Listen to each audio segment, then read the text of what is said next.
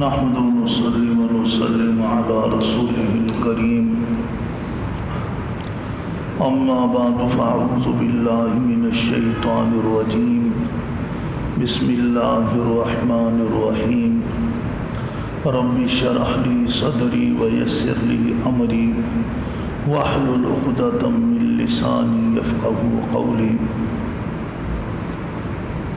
لقد نصركم الله في مواطن كثيرة ويوم حنين إذ أعجبتكم كثرتكم فلم تغن عنكم شيئا وضاقت عليكم الأرض بما رحبت ثم وليتم مدبرين ثم أنزل الله سكينته على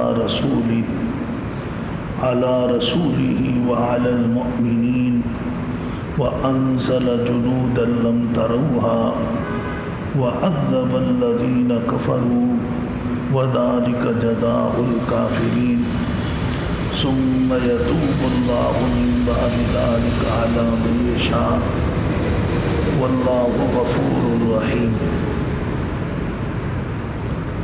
واجب الاحترام گرامی قدر معزز حاضرین محفل، یہ چند آیات مبارکہ جس کی ابھی تلاوت اور سماعت کی سعادت حاصل ہوئی ہے، سورۃ التوبہ کی آیات ہیں۔ سورۃ التوبہ کا درس، ترجمہ، تفسیر کا سلسلہ بالترتیب جاری ہے۔ آج کا درس آیت نمبر 25 سے ہو رہا ہے۔ اللہ تبارک و تعالیٰ نے ارشاد فرمایا، لقد نصرکم اللہ، البتہ تحقیق مدد فرمائی اللہ نے تمہاری، فی مواطن کثیرہ، بہت سی جگہوں پر، ویوم حنین، اور حنین کے دن، اذ اعجبتکم کثرتکم، جس وقت تمہیں اچھی لگی تمہاری کثرت، فلم تغن عنکم شیئا، بس وہ اس کثرت نے تمہیں کوئی فائدہ نہیں پہنچایا، بلکہ الٹا وہ کثرت مصیبت کا سبب بن گئی۔ وضاقت علیکم الارض، اور تنگ ہو گئی تم پر زمین، بما رحبت، باوجود کشادہ ہونے کے۔ زمین تنگ ہو گئی مطلب حالات مشکل ہو گئے۔ ثم ولیتم مدبرین، پھر تم پیٹھ پھیر کر بھاگے۔ ثم انزل اللہ سکینتا، پھر نازل کی اللہ نے سکینہ، تسکین، سکون، چین، قرار، علی رسولہ، اپنے رسول پر، وعلی المؤمنین، اور ایمان والوں پر، یعنی اکھڑے ہوئے قدم دوبارہ جم گئے، اور جو وقتی طور پر میدان سے ہٹ گئے تھے وہ واپس آ گئے۔ وَأَنزَلَ جُنُودًا لَمْ تَرَوْهَا، اور اللہ نے ایسے لشکر اتارے جو تم نہیں دیکھ رہے تھے۔ فرشتے اللہ تبارک و تعالیٰ نے حنین کے موقع پر بھی بھیج دیے۔ وَعَذَّبَ الَّذِينَ كَفَرُوا، کافروں کو اللہ نے سزا دی، یعنی انہیں اللہ نے رسوا کیا۔ مسلمانوں کو اللہ نے کامیابی دی، فتح دی، اللہ کی نصرت سے سب کچھ ہوا، کافر رسوا ہو گئے۔ وَذَلِكَ جَزَاءُ الْكَافِرِينَ، یہ رسوا ہو جانا یہی کافروں کی سزا ہے۔ ثُمَّ يَتُوبُ اللَّهُ مِن بَعْدِ ذَلِكَ عَلَىٰ مَن يَشَاءُ، پھر مہربان ہوا اللہ پاک اس کے بعد جب یہ واقعہ پیش آ گیا، پھر اللہ مہربان ہوا اور بہتوں پر اللہ نے اپنی نظر رحمت ڈالی، جس کے نتیجے میں وہ مسلمان ہو گئے۔ واللہ غفور الرحیم، اللہ بہت زیادہ معاف کرنے والا، نہایت رحم کرنے والا۔ پہلے تھوڑا ہم حنین کے بارے میں پڑھ لیں، پھر یہ بات ایک خاص طور پہ یہاں ہے کہ غزوہ حنین کا ذکر آیت نمبر 23 اور آیت نمبر 24 کے بعد کیوں کیا گیا؟ حالانکہ یہ جو غزوہ حنین ہے یہ فتح مکہ کے موقع پر پیش آیا، اور غزوہ سورہ تبوک سورہ توبہ نازل ہوئی ہے سن 9 ہجری میں۔ یہ فتح مکہ کے 1 سال بعد سورہ توبہ نازل ہوئی۔ تو یہاں پھر حنین کا ذکر خاص طور پر کیا گیا، اس کی وجہ میں آپ کو بعد میں بتاؤں گا۔ پہلے ہم پڑھتے ہیں کہ غزوہ حنین جو ہے یہ جب مکہ فتح ہوا، آپ حضرات کے علم میں مکہ سن 8 ہجری رمضان المبارک کے مہینے میں فتح ہوا، اور حضور اکرم صلی اللہ علیہ وسلم مدینہ منورہ سے جو تیاری کر کے نکلے تھے وہ فتح مکہ کے لیے تیاری تھی، اس سے آگے آپ کی کوئی تیاری نہیں تھی کہ اس کے بعد آگے کیا ہوگا۔ لیکن جیسے ہی مکہ فتح ہوا تو یہ حنین جو ہے یہ مکہ سے جب طائف کی طرف جاتے ہیں تو بیچ میں ایک مقام ہے حنین کا جو مکہ سے طائف کے درمیان 10 میل تو کلومیٹر تقریباً 15 کلومیٹر 16 کلومیٹر بن جاتا۔ یہاں پر عرب کا بہت بڑا قبیلہ آباد تھا جس کو بنو حوازن کے نام سے یاد کیا جاتا تھا، اور یہ جس طرح افراد کے اعتبار سے ان میں کثرت تھی تو یہ جنگی صلاحیتیں بھی ان میں بے پناہ تھیں، جنگجو بھی تھے، ان کے پاس اسلحہ بھی بہت زیادہ تھا۔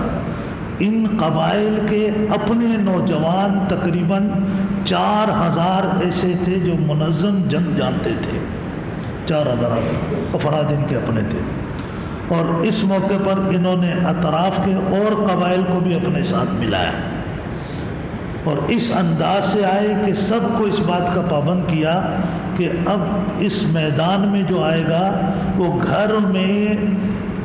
گھر کا فرد انسان تو دور کی بات ہے، کوئی بکری جانور پیسہ چاندی سونا بھی گھر میں نہیں چھوڑے گا میدان میں، تاکہ اس کا دل گھر کی طرف مائل نہ ہو، اس کے بچے بھی اس کے ساتھ ہوں، بیوی بھی ساتھ ہوں، مال بھی ساتھ ہو، بس وہ یہ فیصلہ کر کے آئے یا تو ہم جیتیں گے یا مر جائیں گے، مار دیں گے یا مر جائیں گے، بس اس جذبے کے ساتھ ہی آوازیں والے ہیں۔ حضور اکرم صلی اللہ علیہ وسلم جیسے مکہ سے حالات مکہ کے کنٹرول کیے ہی تھے کہ آپ کو اطلاع مل گئی کہ حوازن جو ہے وہ آپ کے خلاف انہوں نے اتنا بڑا محاذ قائم کر دیا، تو آپ صلی اللہ علیہ وسلم کے دل میں اللہ نے یہ بات ڈالی کہ اب ہمیں مکہ سے باہر نکل کے ان کا مقابلہ کرنا چاہیے،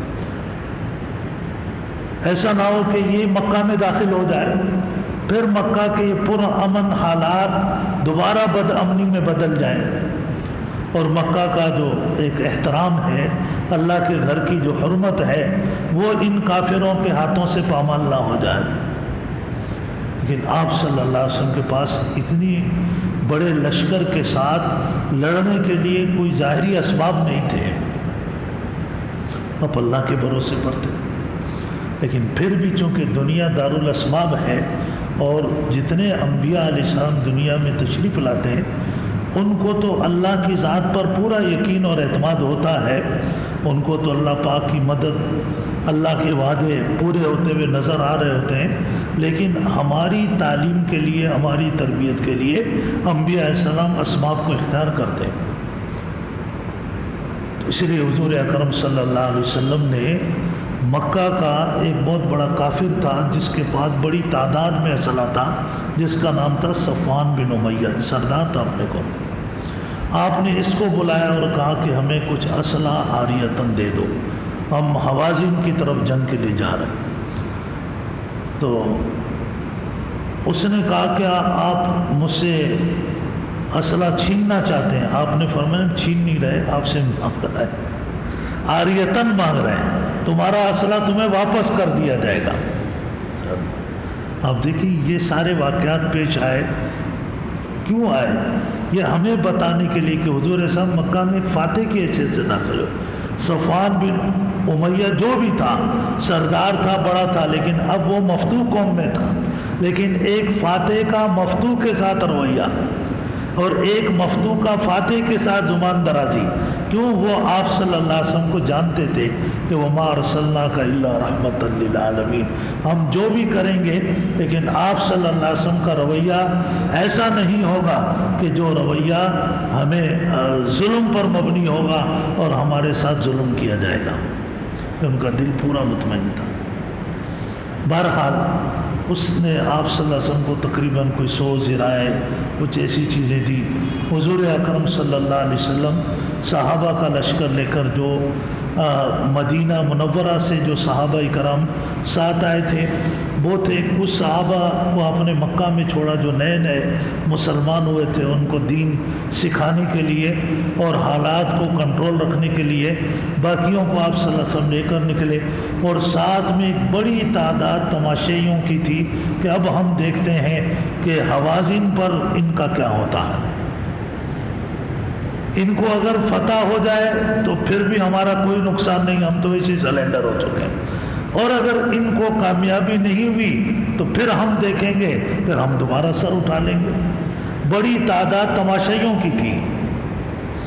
اور اس میں ایسے بھی تھے کہ جو اس عزم سے گئے تھے کہ ہمیں موقع مل جائے تو ہم حضور اکرم صلی اللہ علیہ وسلم پہ حملہ کر دیں گے.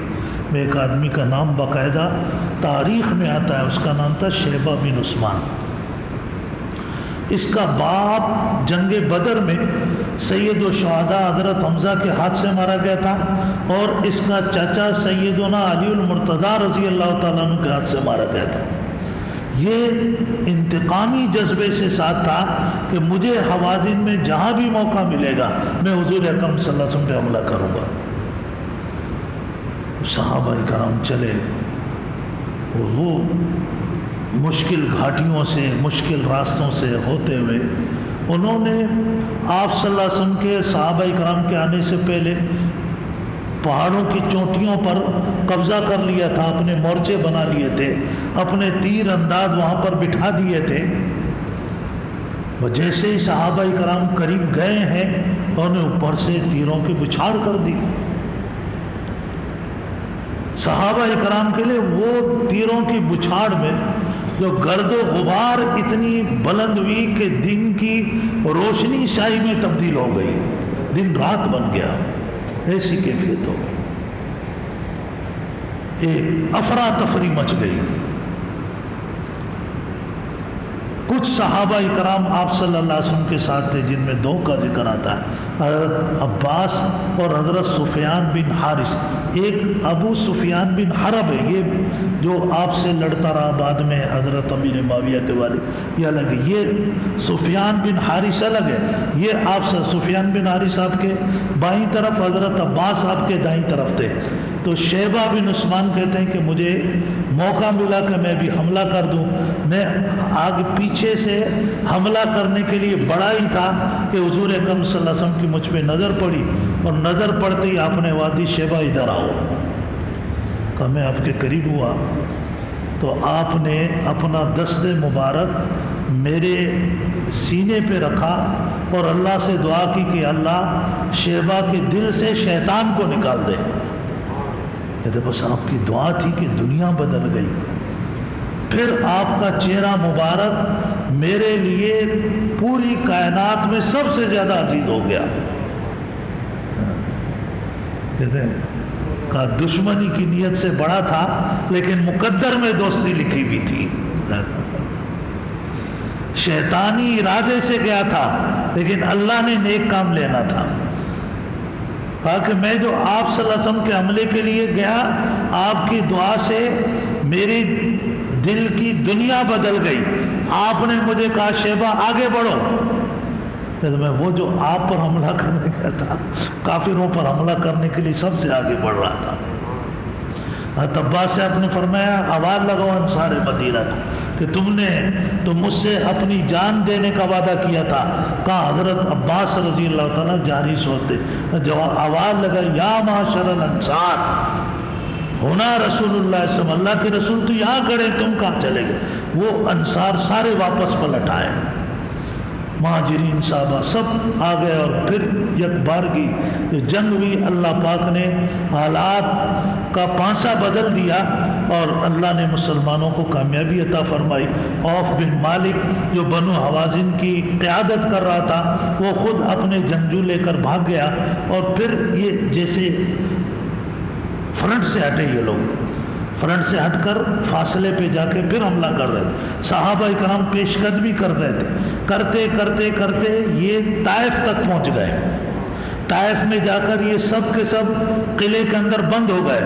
حضور اکرم صلی اللہ علیہ وسلم نے قلعے کا محاصرہ کر لیا، 15 دن تک قلعے کا محاصرہ رہا۔ صحابہ کرام نے اس وقت آپ سے درخواست کی کہ آپ اللہ کے سامنے ہاتھ اٹھائیں کہ اللہ ان کو نیست و نابود فرما دے۔ آپ نے ہاتھ اٹھائے، فرمایا اے اللہ اہل طائف کو اس قلعے کے اندر جو لوگ پناہ گزین ہیں ان کو ہدایت عطا فرما۔ اور آپ یہ دعا کر کے پھر آپ پیچھے ہٹے، واپس آئے۔ اللہ پاک نے اس غزوہ حنین کے موقع پر جو مال غنیمت ہاتھ آیا اس کی تعداد اب سنیں، 4000 اوقیہ چاندی تھا، اور 46,000 اونٹ تھے، 40,000 بکریاں تھیں، اتنا مال غنیمت آتا۔ حضور اکرم صلی اللہ علیہ وسلم جہرانہ مقام پر آئے، 6000 اس میں ان کے جنگجو تھے، قیدی تھے۔ آپ نے انتظار کیا کہ ہو سکتا ہے اللہ ان کو ہدایت دے اور یہ آ جائیں مسلمان ہو کر، تو ان کے یہ قیدی اور ان کا مال ان کو واپس کر دیا جائے۔ تقریباً 26 دن آپ نے ویٹ کیا، 26 دن، لیکن 26 دن ان میں سے کوئی نہیں آیا۔ جب کوئی نہیں آیا تو اب ظاہر ہے اس کو نمٹانا تھا۔ حضور اکرم صلی اللہ علیہ وسلم کا جہرانہ سے ارادہ تھا کہ میں مکہ جا کر عمرہ ادا کروں اور پھر اس کے بعد مدینہ منورہ کے لیے روانہ ہو جاؤں۔ تو آپ صلی اللہ علیہ وسلم نے قیدی بھی تقسیم کر دیے صحابہ کرام میں، اور وہ جو مال تھا وہ بھی تقسیم کیا۔ مال کی تقسیم آپ نے یوں کی کہ مال غنیمت تقسیم کرنے سے پہلے ان میں سے جو مؤلفۃ القلوب تھے، اب نئے نئے جو مسلمان ہوئے تھے مکہ کے، جیسے خاص طور پہ مکہ کا سردار ابو سفیان بن حرب، اس کو آپ صلی اللہ علیہ وسلم نے بلایا اور اسے آپ نے 100 اونٹ اور 40 اوقیہ چاندی دی۔ تو اس نے کہا جی میرے پوتے یزید کے لیے بھی کچھ دے دو۔ تو آپ نے ان کے پوتے یزید کے لیے بھی 100 اونٹ 40 اوقیہ چاندی دی۔ پھر اس نے کہا میرے بیٹے معاویہ کے لیے بھی کچھ دے دو۔ تو آپ نے ان کے بیٹے معاویہ کے لیے بھی 100 اونٹ 40 اوقیہ چاندی دے دی۔ اور ایسے بہت سے تھے، کسی کو آپ نے بہت سی بکریاں دی، کسی کو وہ دیے۔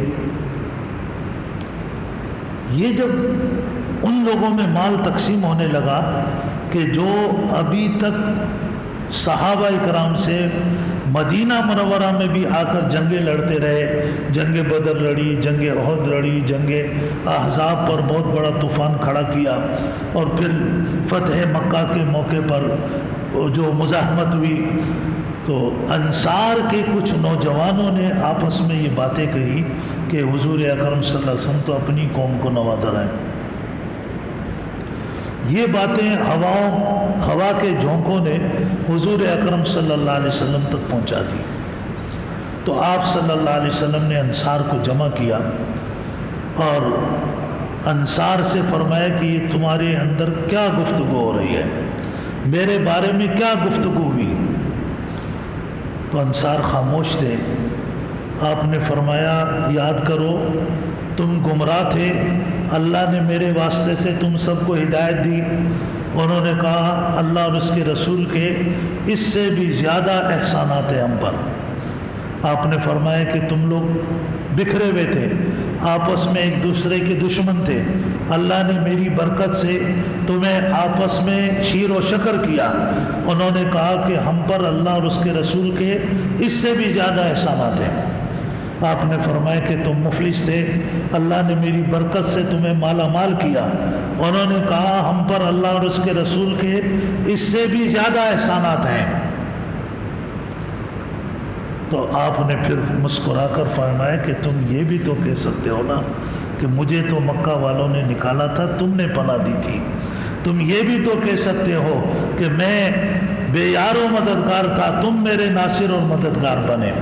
ان لوگوں نے مجھے جھٹلایا تھا، تم نے آگے بڑھ کے میری تصدیق کی تھی۔ ان سب نے کہا کہ اللہ اور اس کے رسول کے احسانات ہم پر بہت زیادہ ہیں۔ حضور اکرم صلی اللہ علیہ وسلم نے ارشاد فرمایا کہ اگر ہجرت نہ ہوتی، میرے ساتھ مہاجر کا لفظ نہ ہوتا، تو میں اپنے آپ کو انصار کا ایک فرد کہلاتا۔ فرمایا میں انصار سے اتنی محبت کرتا ہوں کہ اگر انصار ایک راستے پر چلیں گے، باقی لوگ دوسرے راستے پر چلیں گے، تو میں اسی راستے پر چلوں گا جس پر انصار چلے ہیں۔ کیا میں نے ان لوگوں کی دلجوئی کے لیے ان کو دنیا کا حقیر مال و متاع دیا اور تمہیں تمہارے اسلام اور نبی کی محبت کے اعتماد پہ چھوڑ دیا؟ یہ بات تمہیں بری لگی؟ کیا تم اس پہ راضی نہیں ہو کہ یہ لوگ تو اونٹ بکریاں چاندی لے جائے اور تم اللہ کے رسول کو اپنے ساتھ مدینہ لے جاؤ؟ انصار کی چیخیں نکل گئی، انہوں نے کہا جی ہم اس پہ راضی ہیں، ہم آپ کو اپنے ساتھ لے جانا چاہتے ہیں۔ یہ وہ واقعہ تھا جس کے لیے اللہ نے غزوہ حنین کا یہاں پر ذکر کیا، کیونکہ پچھلی آیت میں محبتوں کا ذکر تھا نا، کہ مال کی محبت، اولاد کی محبت، قل ان کان آباؤکم وابناؤکم وإخوانكم وأزواجكم وعشيرتكم وأموال اقترفتموها وتجارة تخشون كسادها ومساكن ترضونها أحب إليكم۔ مال و متاع کی محبت تھی، ایک طرف اللہ اور اس کے رسول کی محبت تھی۔ اللہ نے اس واقعے کو ذکر کر کے بتایا کہ انصار بھی ان آزمائشوں سے بار بار گزرے ہیں، یہاں بھی ان کو اس آزمائش سے گزرنا پڑا کہ آیا وہ مال کی طرف مائل ہوتے ہیں یا اللہ اور اس کے رسول کی طرف مائل ہوتے ہیں۔ تو جن کے دلوں میں اللہ اور اس کے رسول کی محبت ہوتی ہے تو ان سے دنیا کچھ رہ بھی جائے اس کی انہیں پرواہ نہیں ہوتی، ان کو جو دین کا حصہ ملتا ہے وہ اس حصے پر اللہ کے شکر گزار ہوتے ہیں کہ اللہ نے ہمیں جو دین عطا فرما دیا، اپنے سامنے سجدہ ریز ہونے کی توفیق عطا فرما دی، اپنا نام لینے کی توفیق عطا فرما دی، اپنے گھر میں آنے کی سعادت عطا فرما دی، ہمیں ایک دیندار زندگی عطا فرما دی۔ اب اس کے نتیجے میں اگر کچھ دنیا رہ گئی، کسی نے ہمیں اگنور کر دیا، کسی نے ہمیں حقیر سمجھ لیا، تو کوئی بات نہیں، یہ ہے امتحان جس کا یہاں پر ذکر کیا گیا۔ تو غزوہ حنین کا یہاں پر اس لیے ذکر لائے کہ پیچھے محبتوں کا ذکر تھا کہ اللہ اور اس کے رسول کی جو محبت ہوتی ہے اس کے لیے بعض مرتبہ کوئی دنیا رہ بھی جائے تو اسے اس کی پرواہ نہیں ہوتی، جو اسے اللہ اور اس کے رسول کی محبت نصیب ہوتی ہے وہ اس کے اوپر اللہ کا شکر ادا کرتا ہے۔ خیر، اس واقعے کے بعد پھر یہ ہوا کہ جناب بنو حوازن کا ایک وفد 14 افراد پر مشتمل، جس کی قیادت جو کر رہا تھا اس کا نام تاریخ میں لکھا ہے زہیر بن سرد، وہ یہ وفد آپ کے پاس آیا، ابھی آپ جہرانہ مقام پر تھے۔ انہوں نے آ کر آپ صلی اللہ علیہ وسلم سے درخواست کی کہ ہم سب مسلمان ہو گئے، اب آپ ہمارے قیدی اور ہمارا مال ہمیں واپس کر دیں۔ ان میں سے ایک شاعر بھی تھا، اس نے کچھ شاعری بھی کی، لفاظی کی، کہا کہ جی روم کا بادشاہ، ایران کا بادشاہ بھی ہوتا، اس کے پاس بھی اگر ہم ایسے چلے جاتے تو وہ بھی ہماری بات کو نہ ٹالتا، آپ تو وما ارسلناک الا رحمۃ للعالمین ہے، کچھ ایسی الفاظی بھی اس نے کی شاعرانہ انداز میں۔ حضور اکرم صلی اللہ علیہ وسلم کے لیے یہ موقع بڑا کٹن تھا کہ ایک طرف یہ لوگ اپنے قیدی اور مال واپس مانگ رہے، دوسری طرف وہ مجاہدین کہ جنہوں نے بڑی جد و جہد اپنی جانیں لگا کر اس جہاد کے اندر اللہ نے انہیں کامیابی عطا فرمائی تھی اور آپ اس مال کو بطور غنیمت کے تقسیم کر چکے تھے، اب ان سے مال واپس لینا یہ بھی ایک بہت بڑی آزمائش تھی۔ لیکن پھر بھی آپ صلی اللہ علیہ وسلم کو پورا اعتماد تھا صحابہ کرام پر۔ اسے نہیں آپ نے صحابہ کرام کے بارے میں جو پیشین گوئیاں دی آپ نے، حضرت عثمان رضی اللہ تعالیٰ عنہ نے جب غزوہ تبوک کے موقع پر جو اِشار کیا تو آپ نے کیا فرمایا کہ عثمان اس کے بعد تم جو بھی کرو انشاءاللہ جنت میں ہی جاؤ گے۔ تو بعض لوگ جن کے دلوں میں صحابہ کا بغض ہوتا ہے وہ کہتے ہیں جی دیکھو حضرت عثمان کو آپ نے فری ہینڈ دے دیا، جو بھی کرو۔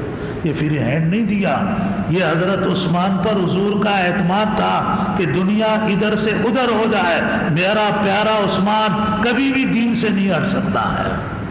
یہ آپ کا اعتماد تھا حضرت عثمان۔ یہی تو وجہ تھی جب بلوائیوں نے حضرت عثمان کے گھر کا محاصرہ کیا، صحابہ کرام نے اپنی تلواریں لے کر صحابہ حضرت عثمان کے پاس پہنچ گئے، حضرت علی المرتضیٰ آ گئے، فرمایا عثمان کی اجازت دو، تو میرے بائیں ہاتھ کا کھیل ہے، لاشوں کے انبار لگا دوں گا یہاں۔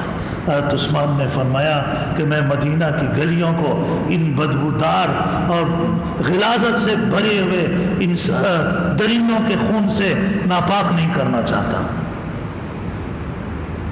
تو بہرحال آپ کو صحابہ پر بڑا اعتماد تھا، اس لیے بغیر مشورے کے حضور نے اس وفد سے فرمایا کہ تم اب اپنا انتخاب بتاؤ، یا تو تمہیں قیدی واپس دے دیے جائیں یا مال واپس لے لو، ان دو میں سے اپنی چوائس بتاؤ۔ انہوں نے کہا جی ہمیں قیدی چاہیے، 6000 قیدی تھے۔